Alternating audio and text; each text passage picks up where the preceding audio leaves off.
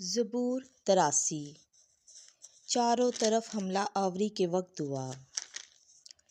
اے خداوند چپکا نہ رہ، اے خدا خاموش نہ رہ، بے حرکت نہ رہ، کیونکہ دیکھ تیرے دشمن شور مچا رہے ہیں، اور جو تجھ سے نفرت رکھتے ہیں وہ سر اٹھائے ہیں۔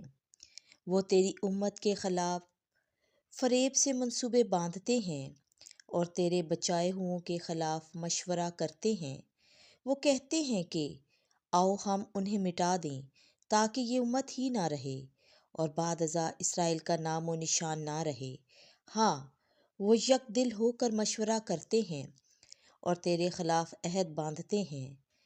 ادوم کے خیمے اور اسماعیلی، مواب کے خیمے اور ہاجری، جبال اور امون اور عمالیق، فلسطین اور سور کے باشندے، بلکہ اشوری بھی ان کے ساتھ مل گئے ہیں۔ یہ بنی لوط کا بازو بنے ہوئے ہیں۔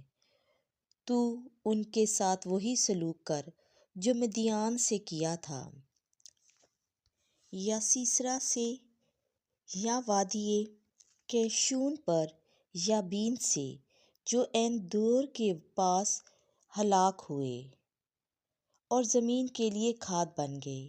ان کی امراء کو اوریب اور زیب کی مثل کر، ان کے تمام رئیسوں کو زابا اور زلمنہ کی مانند، جنہوں نے کہا تھا کہ آؤ ہم خدا کے مساکن پر قبضہ کر لیں۔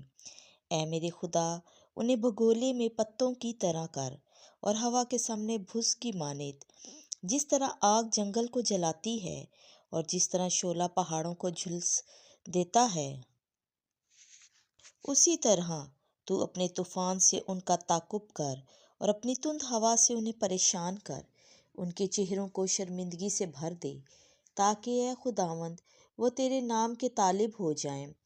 وہ ہمیشہ کے لیے شرمندہ اور پریشان ہوں، وہ رسوا ہوں اور نیست و نابود ہوں۔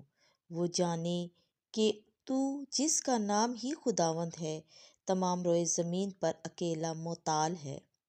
آمین۔